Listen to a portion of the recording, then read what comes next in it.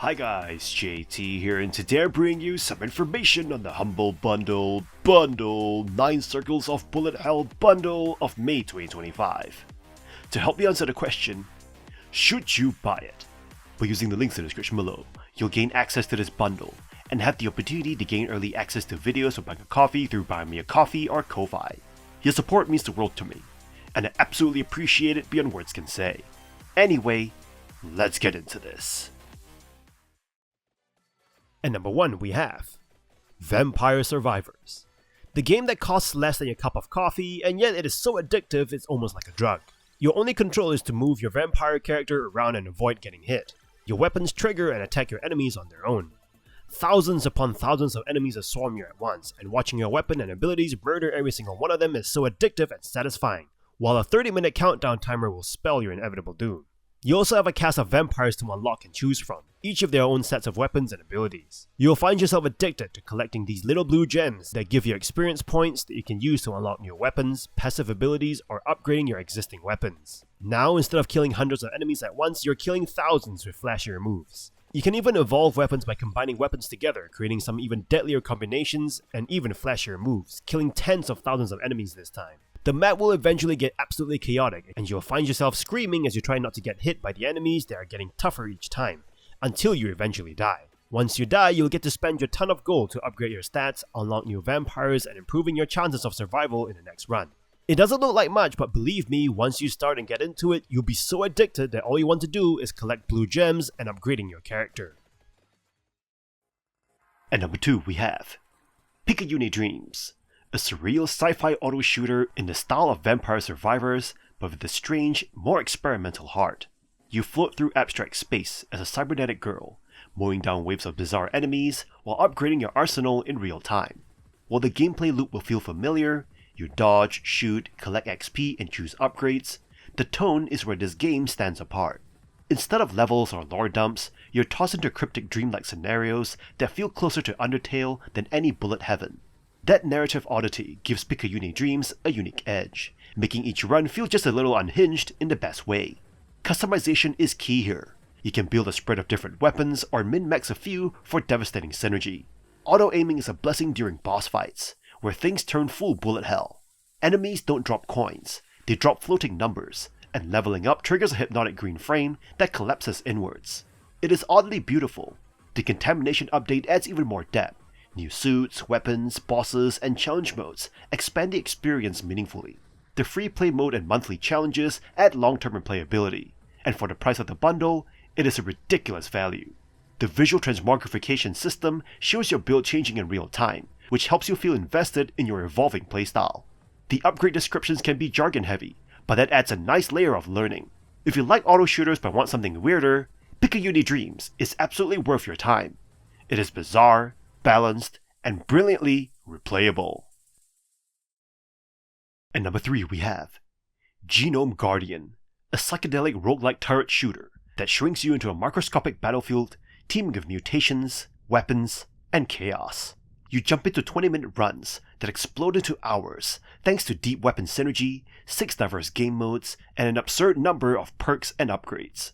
Mixing DNA elements like guanin and thymine. Oh god, I'm gonna botch these words. Anyway, these DNA elements let you create deadly hybrids, blast shotguns, bazookas, and even flat cannons. With 49 unique turrets, 96 perks, and 75 turret mods, you're constantly experimenting with builds that swing from idle mode chill to screen-melting carnage. The moment-to-moment gameplay feels fast, punchy, and satisfying, but it's the long-term unlocks and mutation-based challenges that really test your grit. You'll need to grind through some serious roadblocks to unlock all perks and trials, and sometimes it feels like RNG is your real enemy. Still, there's charm in the chaos, and if you're a completionist, this one's got claws. Stylistically, it is dazzling. Imagine being stuck in a lava lamp during a techno rave, but audio balance can be harsh, especially with explosions. Accessibility options like motion sickness toggles and spiderless cosmetics are welcome additions, and it runs well on Steam Deck. Critics say it can feel like a high-end mobile game, and they're not wrong, but it's also one of the most feature-rich, addictive budget shooters you'll play. If you love the idea of crafting the perfect defense, deep in a biological hellscape, you're going to lose hours in this gooey gem. At number 4 we have Atomicrops, a deliriously colourful twin-stick roguelite that throws you into a radioactive wasteland to grow crops by day and blast mutant wildlife by night. This is not your usual farming sim. You won't be cozying up with livestock, so much as mowing down killer rabbits with vegetable-powered rifles. You play through 5 seasonal cycles, each of frantic 2-minute stretches to gather seeds, slay enemies, and fertilize your plot, literally with blood. As night falls, you'll defend your harvest from waves of armed critters while juggling turret placement, watering, and maybe even wooing a grasshopper spouse. Survive all 4 seasons, and you'll face a chaotic final boss in Nuclear Winter. Runs are tough, and you only take a few hits before it's over. There's little in the way of permanent progression, just a few minor upgrades from rescued ants and unlockable characters. But that's the point. Atomicrops challenges you to adapt, experiment, and get better. The true rewards come from absurd item synergies, shotguns that fire squirrels, watering cans that generate bulletproof bubbles, and friends like a worm of mysterious purpose, or a cow that waters your plants. Sure, the dating and simulation elements are more like decorative mulch than meaningful mechanics, and yes, the learning curve is steep. But if you stick with it, you'll find that Atomicrops is a wild, gleefully unhinged arcade farming nightmare with a heart as radioactive as it is rewarding. If you're after comfort crops, look elsewhere. But if you want chaos in your compost, this is your jam. At number 5 we have the Textorcist, the story of Bibbia, a brutal and brilliant hybrid bullet hell shooter and a typing game that demands your full brain, both hands, and a steady supply of holy water. You play as Bibbia, a disgraced exorcist, dodging demonic bile and satanic lasers while frantically typing out sacred verses to banish evil. You'll use one hand to move through impossibly dense attack patterns, and the other to hammer out prayers letter by letter. Touch typing won't help you here. This is chaos, and you're typing with one hand while dodging with the other. It is awkward, intense, and weirdly exhilarating. The challenge is high, but fair. Get hit and Ray drops his Bible. Reach it in time and you pick up where you left off. Fail and you start the prayer from scratch. With only 3 lives per level, you'll constantly weigh risk versus reward. Fortunately, each level's text stays the same, letting you memorize incantations over multiple runs and focus on execution. As you advance, the game evolves, from upside-down Latin typing to bomb defusal. Every level pushes you harder, but also smarter. The presentation is stellar, pixel art is expressive, and environments are rich with detail, when you're not too panicked to see them. And the pulsing techno soundtrack perfectly complements the chaos. The only lull is the filler between fights, but it's forgivable. If you want a unique challenge that's as stressful as it is satisfying, the Textorcist delivers divine punishment in the best way. At number 6 we have Patch Quest, a roguelike exploration game. In this game you collect creatures, get into the occasional murder fest, and keep track of all your discoveries. While the world and creatures may seem cute and cuddly, this game will murder you over and over again. You play an explorer in Patchlantis, a world filled with secret paths, treacherous plant life, and monsters that really hate you. Nature has overtaken the island, and it is your job to find out what has happened. Every time you die, the world, or patches connected to each other, will change and reshuffle, making each playthrough different. You're equipped with a weapon that can fire various types of ammo, depending on fruits that you find in your journey. You have homing bananas, rapid-fire grapes, explosive onions, among others. Sometimes this game goes full-on bullet hell on you, and these encounters can be quite overwhelming. You can mount monsters and use their skills and abilities to help deal with situations like this. You can even use them to battle other monsters that you encounter. The more your bond grows with your monsters, the more abilities will be available to them. Some monsters can levitate across swamps, and others are super tanky. You can also acquire plants and minerals to further grow your bond. Finding these resources also increases your Explorer rank. Every new level to the Explorer rank unlocks new permanent buffs for your character. In conclusion, Patch Quest is an awesome little adventure with some genuinely tough encounters. However, it manages to balance difficulty with the thrill of exploration and discovery, and never feels repetitive. Thanks to the wealth of creatures to mount and capture and some tough-as-nails combat, this roguelike adventure is quite a treat, and you'd be crazy to pass this one by.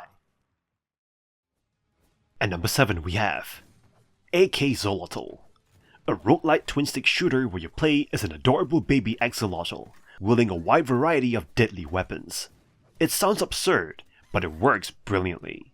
You'll dive into fast-paced action using guns, katanas, and abilities like healing or deploying decoys, all while dodging incoming fire and clearing rooms full of woodland enemies like raccoons and evil rabbits.